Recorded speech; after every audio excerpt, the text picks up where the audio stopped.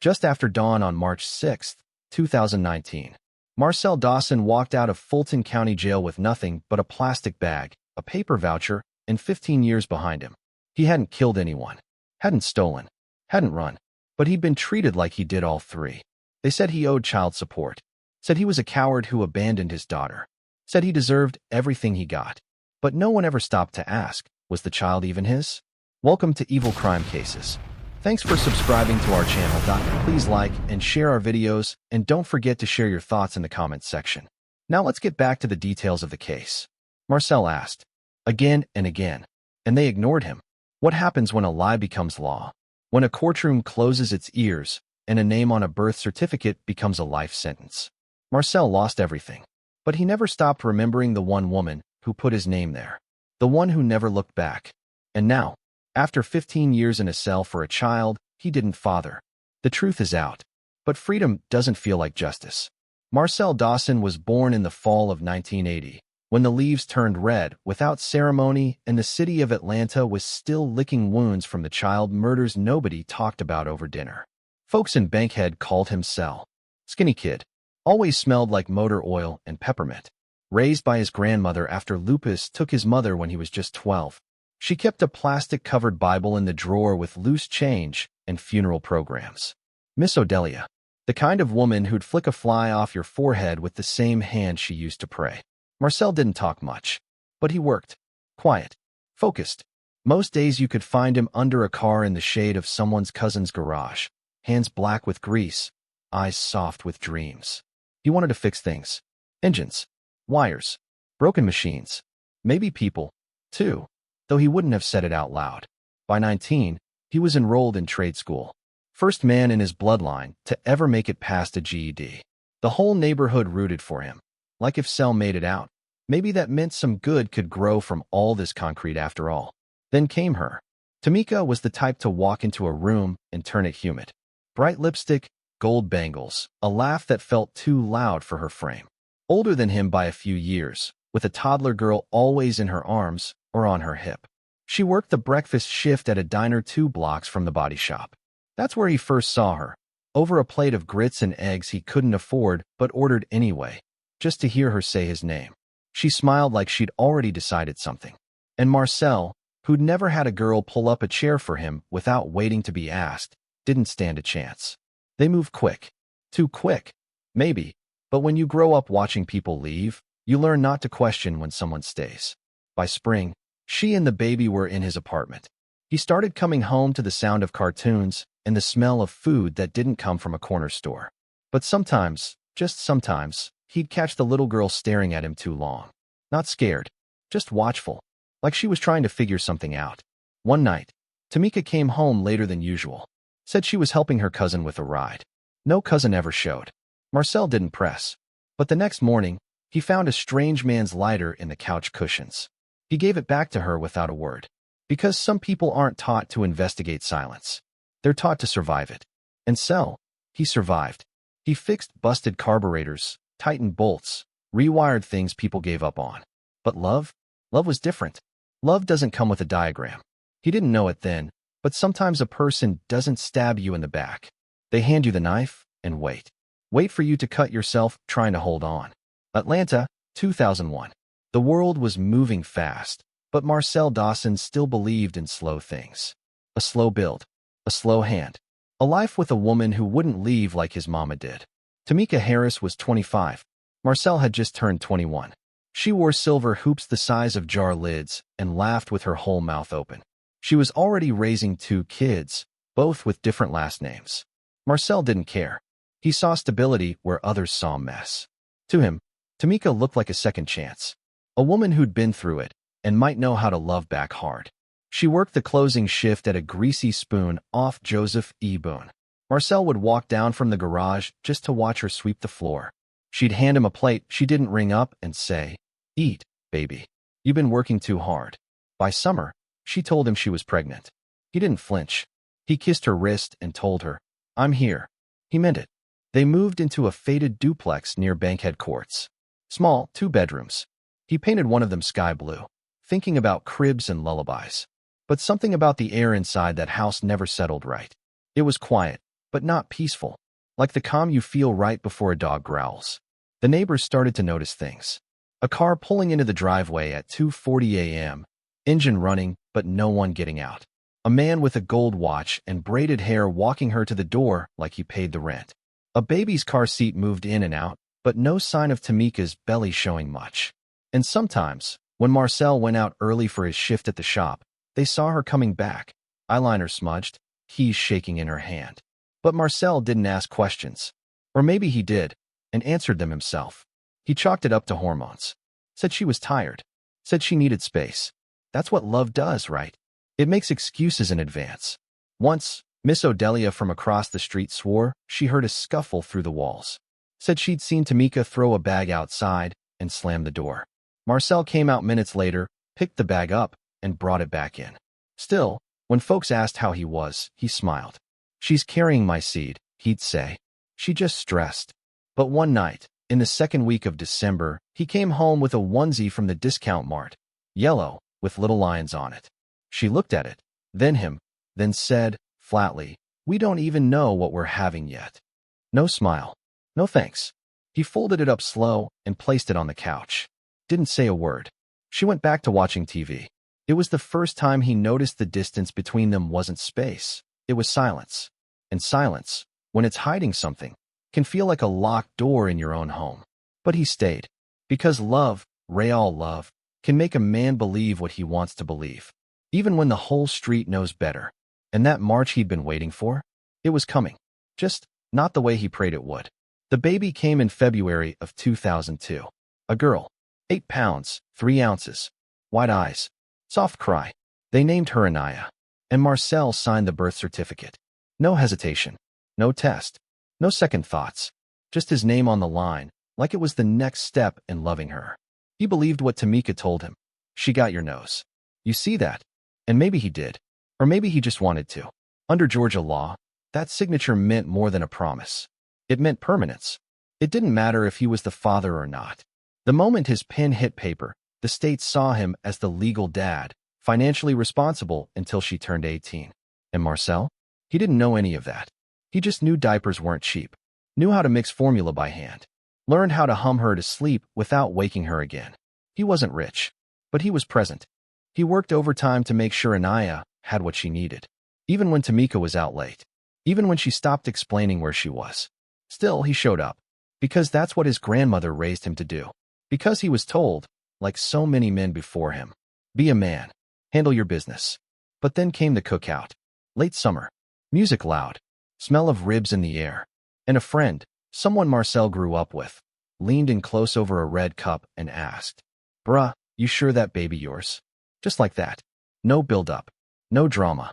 Just a question dropped into his lap like it didn't weigh anything. It didn't cause a scene. Marcel just laughed it off. But the question followed him home. Sat in the room with him while Anaya slept on his chest. It sat in the passenger seat while he drove to work the next morning. It waited on him at the time clock, at lunch, in the shower. And Tamika never addressed it, because she never knew he heard it. He never brought it up. Not once. Because once you ask a question like that, the answer might change everything. And deep down, maybe Marcel wasn't ready for that. But the state? The state didn't care about emotions. Or timing. Or doubt. He'd signed. And once you sign in Georgia, there's no refund. No redo. No quick fix. Even if a DNA test says otherwise later, your name is still the one that counts in court. The law had made up its mind. And so had Tamika. But Marcel? He was just beginning to wonder if he had ever really been part of the conversation. By 2004, Marcel's life had settled into something like stability. He worked long shifts as a cable technician. Came home to a quiet apartment. Paid bills. Showed up. Anaya had just turned 2. She was starting to mimic his voice, calling him Dada in the mornings. He wasn't her babysitter. He was her father. He believed that. He built his world around it. But then, Tamika was gone. No goodbye. No forwarding address. Just a note taped to the fridge that said, "We need space. Don't try to follow us." And that was it. Marcel filed missing person reports. Went to the station 3 separate times. But the officers didn't see a crime. No custody order. No kidnapping. Just another man looking for a woman who didn't want to be found. He left voicemails. Texts. Drove by her cousin's house. her aunt's house, anywhere he thought she might show up. Nothing. And slowly, painfully, silence became his new normal. He boxed up Aniara's old shoes and crib bedding, put the pacifier she used to bite on the top shelf of the closet. A part of him refused to let go. The rest of him didn't have a choice. He moved on, barely. Met a woman named Devana. Kind, God-fearing, the type who packed lunch for both of them every morning. He didn't tell her the full story at first, just said he had complicated history.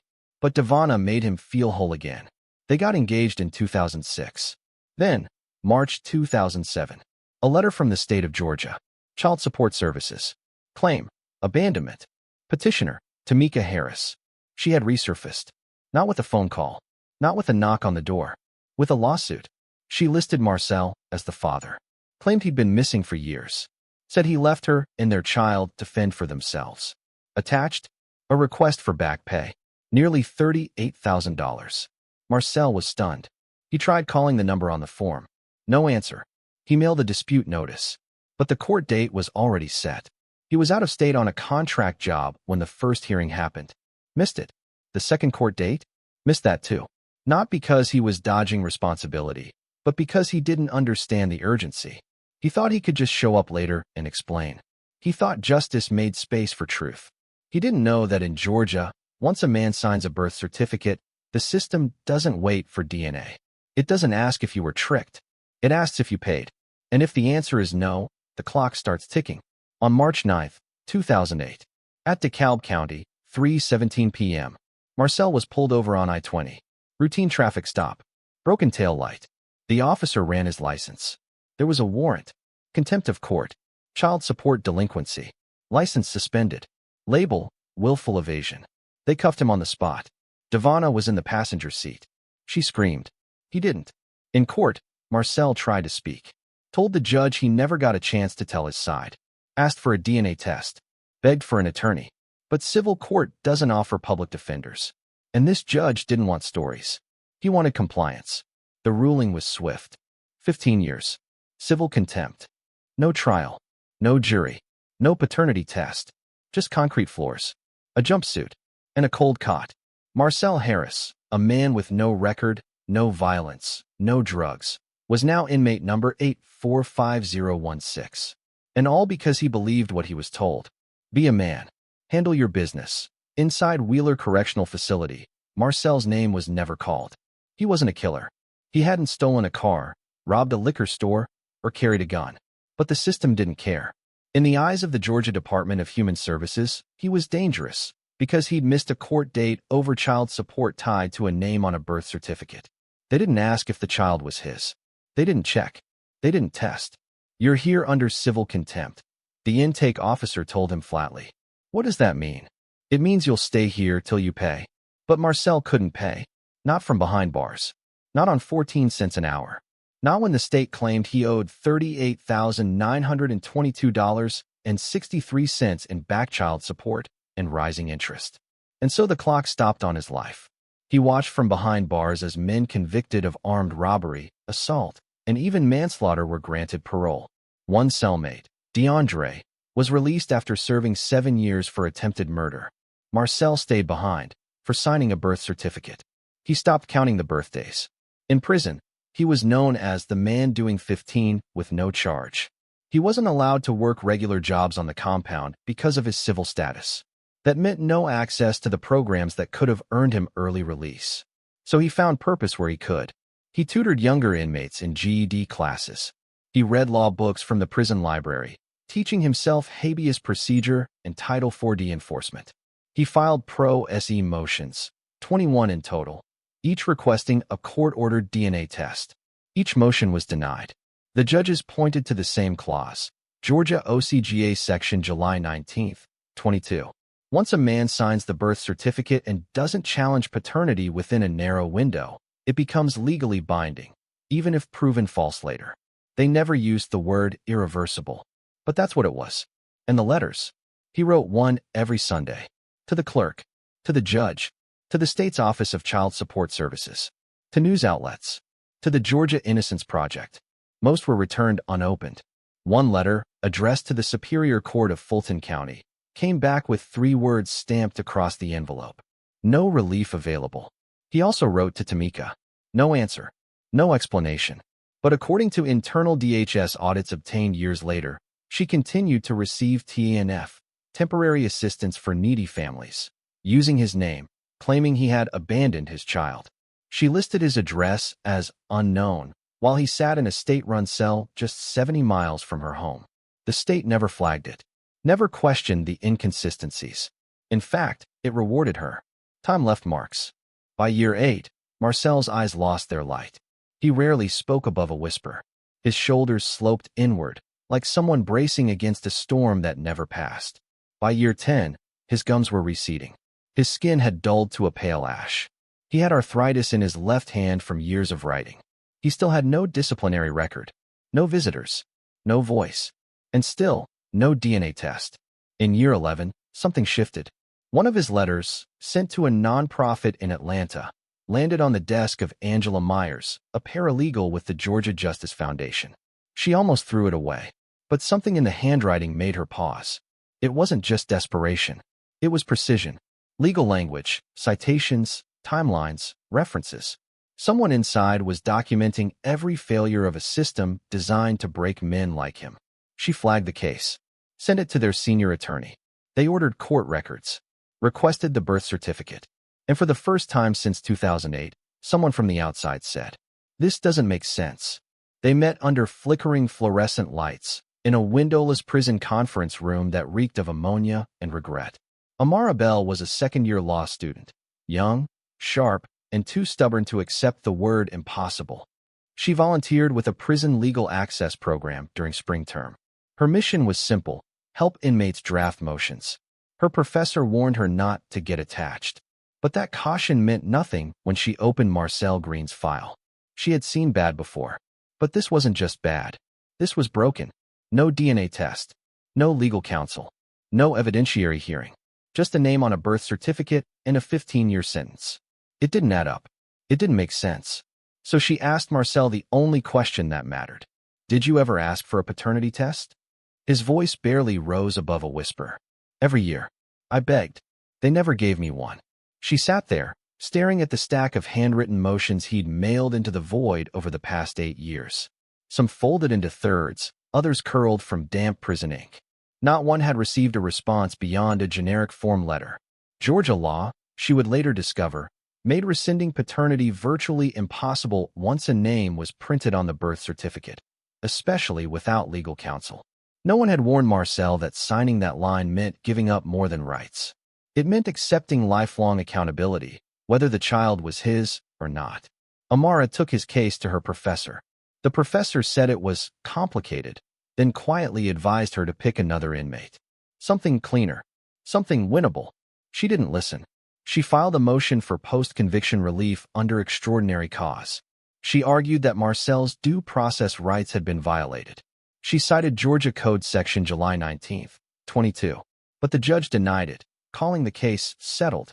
So she went somewhere courts couldn't ignore. The media. She reached out to the Atlanta Tribune and WSB-TV. Nothing. Weeks passed. Then one Saturday morning, a junior producer from a local radio station called her back. He listened. Then he asked, "Can he talk?" She arranged the interview through the prison's legal liaison. It aired 2 weeks later. Just 5 minutes of Marcel's voice, describing what it meant to serve 15 years for a child he had never held and might not even be his. The clip spread. By Monday, the Tribune wanted to run a feature. By Thursday, 2 more law professors had joined the effort. One of them was Dr. Elena Cowrie, a civil rights attorney turned academic who once overturned a wrongful conviction in Mississippi. She knew the system's choke points. She knew how silence became policy. And she knew how to make the state listen. Together, they filed a petition for DNA testing under Rule 360B, an obscure but rarely used pathway. This time, they asked for an emergency hearing. And this time, the court responded. A date was set, March 3, 2017. Marcel wasn't told why he was being transported that morning. He assumed it was routine. Maybe classification. Maybe a transfer. The guards gave no answers. But when the door opened, and he saw Amara standing next to a folding table with 3 manila folders and a notary, he didn't breathe. She whispered, "We got a hearing. Today, you're being heard." In the courtroom, His chains clinked softly as he took his seat. He looked at the judge, then the state attorney, then Amara, and finally, to the back of the courtroom, where a girl sat next to Tamika, arms crossed, face stone still. Marcel hadn't seen his supposed daughter in 13 years. He couldn't recognize a single feature. He didn't mark the date on a calendar. He couldn't bring himself to. But after 13 years behind bars, Marcel sat shackled in a sterile room, one wrist cuffed to a steel table, the other free just long enough for a nurse to swab the inside of his cheek. The DNA test had finally been ordered, not because the system realized it had made a mistake, not because someone listened, but because Amara Bell and a group of pro bono lawyers pushed through every wall Georgia's courts had tried to keep up. And the court relented, not with an apology, just a quietly signed order. He'd asked for this test every single year since 2008. Every letter ignored. Every motion dismissed. But now, with enough noise from the outside, the system blinked. The results didn't come in a dramatic courtroom scene. They arrived in a manila envelope. His attorney opened it while he sat across the table, shoulders tense, lips pressed into a line. She read it once, then twice, looked up, and gently pushed the paper toward him. Probability of paternity, 0%. He didn't speak. He didn't move. In fact, Marcel didn't cry in that moment, not the way some people might. There were no gasps or shouting. He simply leaned back in the chair and closed his eyes. Because something in him died. Not because he wasn't the father, but because, for 12 years, he was. Through letters he was never allowed to send. Through court-ordered debts he was punished for not paying. Through silent prayers that the child was safe, fed, loved, and warm. He was that girl's father, if not by blood, then by the brutal force of faith. And now, he wasn't even that. When the court reconvened weeks later to enter the findings into the record, Tamika was nowhere to be found. No apology, no explanation, no accountability. Her name was called in the courtroom 3 times. The bailiff checked the hallway. No one came forward. Her court-appointed attorney muttered something about lack of communication. Marcel sat in the back of that room, shackled at the ankles, his orange jumpsuit slightly frayed at the wrists. He watched strangers discuss a child he hadn't seen in over a decade. Watched them read his fate in clinical terms. He was cleared of paternity, but not released. Because Georgia's contempt laws don't vanish with a lab result. And until the judge signed a separate order to overturn the original contempt sentence, he was still a prisoner. Even without a child. Even without a crime. Outside the courthouse, Amara stood on the steps with reporters. She read a statement. We now have proof that Mr. Marcel Jennings is not the biological father of this child. He was incarcerated for over a decade without a trial, without a DNA test, without due process. This isn't a loophole, it's a collapse. And it could happen to anyone. The media took it from there. Headlines ran like wildfire. Imprisoned 12 years for child that wasn't his. No DNA, no lawyer, just prison. Paternity justice system under scrutiny. She always told folks he was the daddy, once said. But we knew. She used to say he had no choice. Said she could put any name on the line, and the state would make it real. Another neighbor recalled arguments. Not with Marcel, he was already gone, but with someone else. There was this one guy who came by a lot back then. Light-skinned dude, never came inside. Just stood at the edge of her yard and yelled. She used to scream back, he gone? He locked up. Ain't got nothing to do with you. When Amara Bell, now a rising attorney, attempted to contact Tamika directly, the call disconnected seconds after she introduced herself.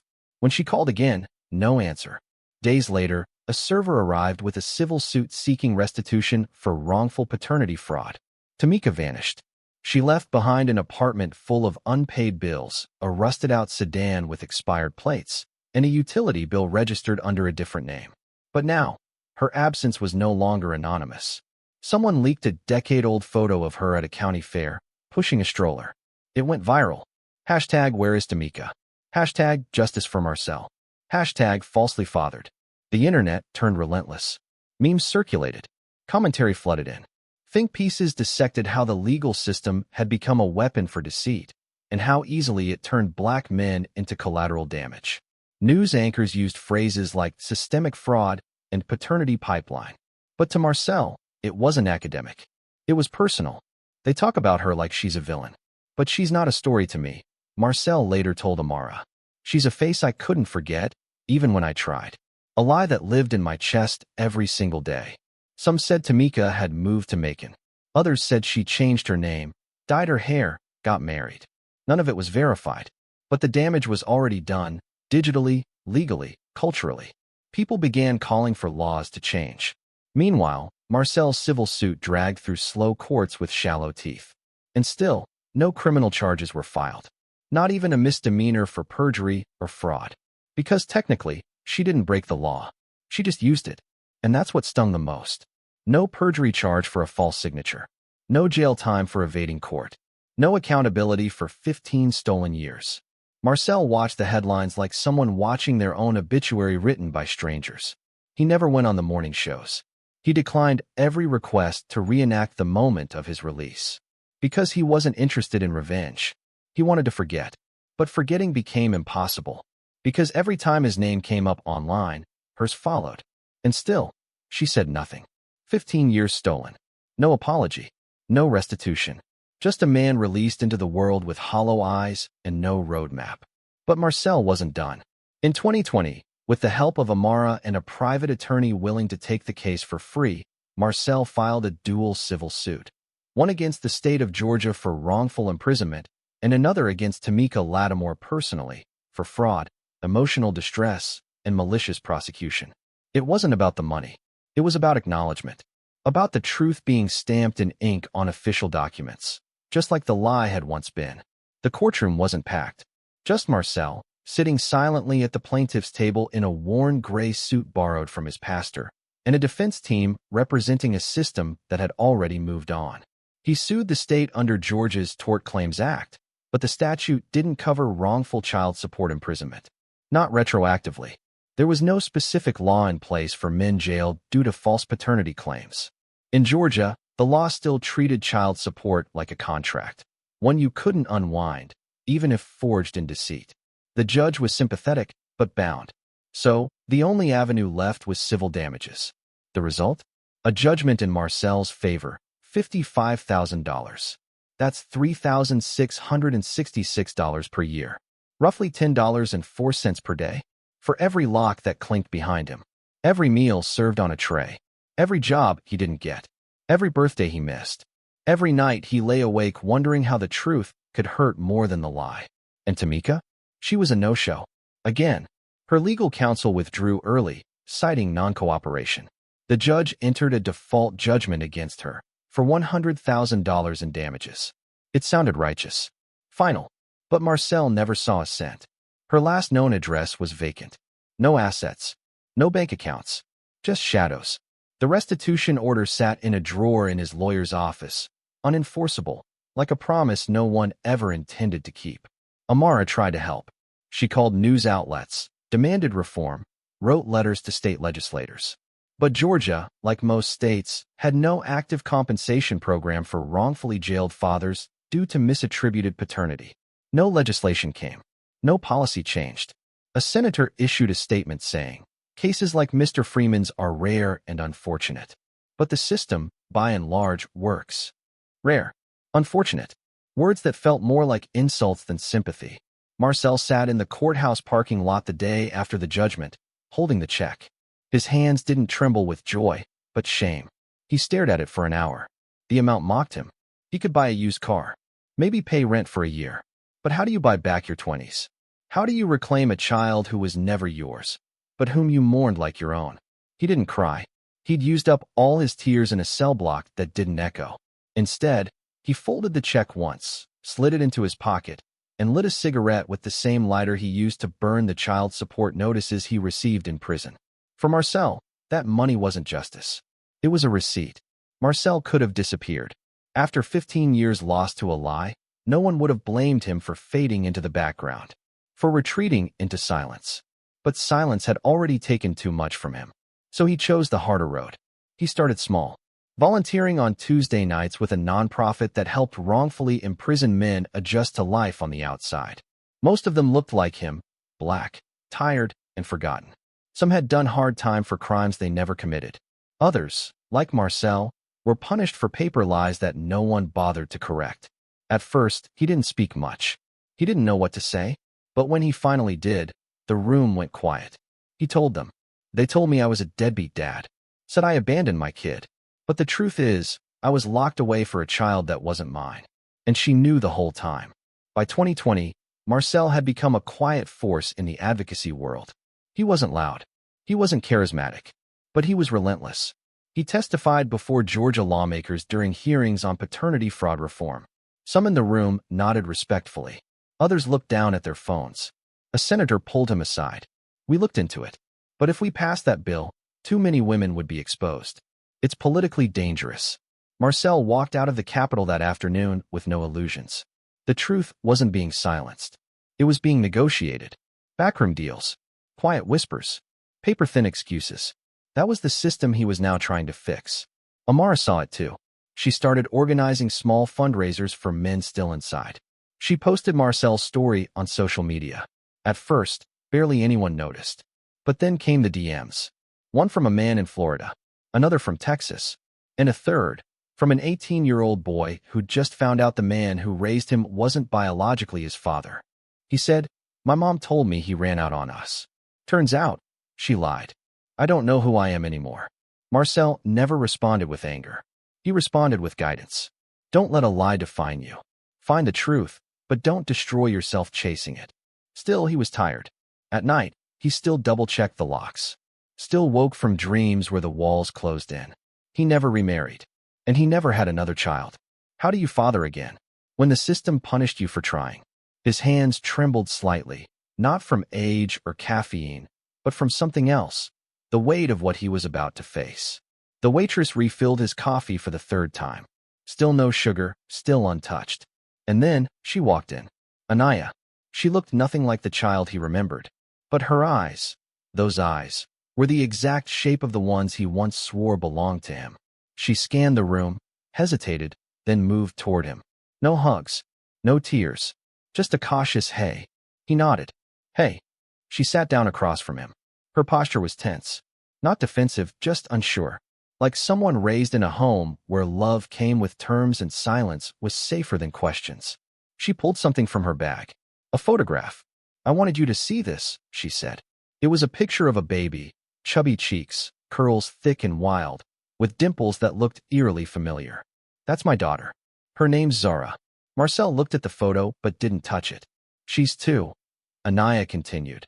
And already telling me what to do. She smiled, but it faded quickly. I thought you should know you have a granddaughter.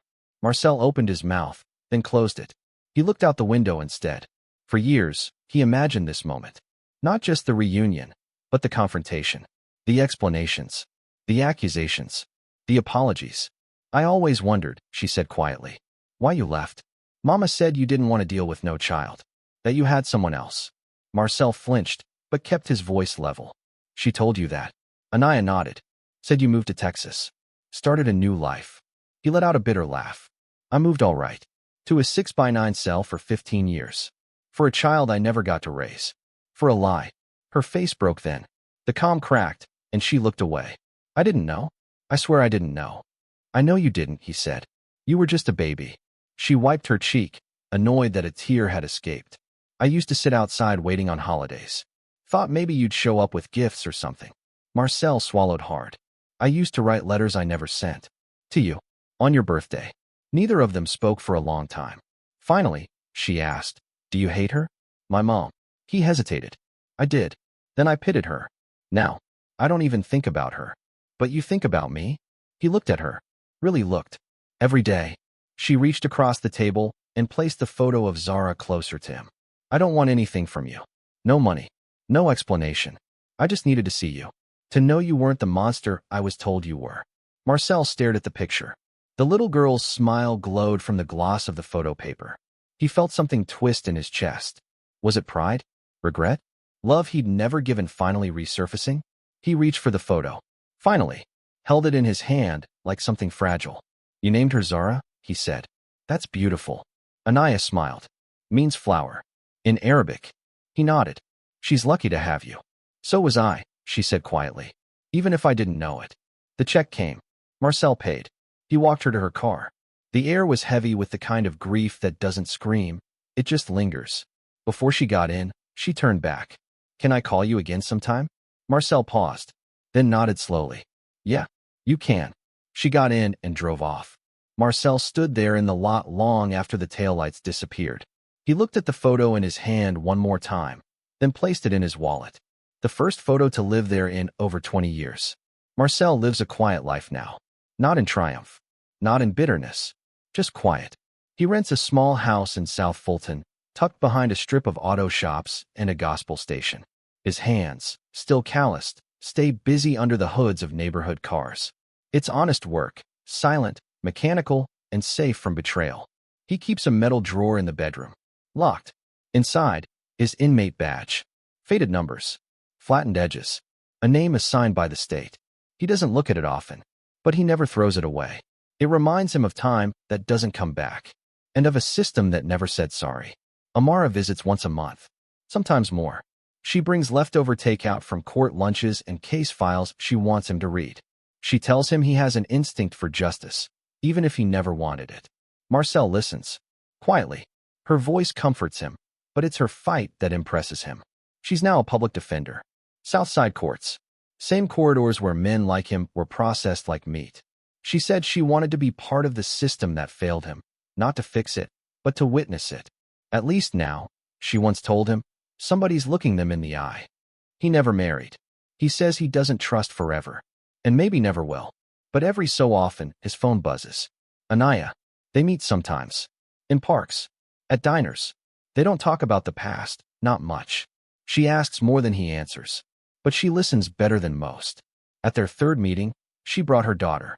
Marcel didn't know what to say, so he said nothing. The little girl, eyes too big for her face, reached for his keys and smiled. He let her hold them, then watched as she walked to the table's edge, dropped them, and giggled. Something in him cracked. Not shattered, just cracked. He bent down to pick them up and left them in her hand. There's a photo now on his fridge. Not framed, just taped, slightly crooked. Anaya and her daughter blowing bubbles in a backyard. Below it, scribbled in marker. Don't disappear again. He keeps his expectations low. Trust doesn't rebuild like walls. It creeps in like weather. And even now, in his quiet life, there's anger. Not explosive, not loud, but persistent. Anger at times stolen. At systems unmoved. At silence bought with checks. The courts called it closure. But Marcel knows better. Closure is a courtroom word. Survival is something else entirely.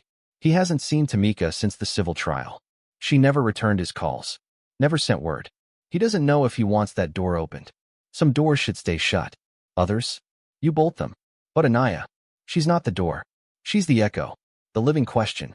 Marcel's case is now taught in some law schools as a failure of justice. And for men like him across America, the question remains. If the truth doesn't set you free, what will? Should DNA be required before naming a man on a birth certificate? Tell us in the comments. Your thoughts matter.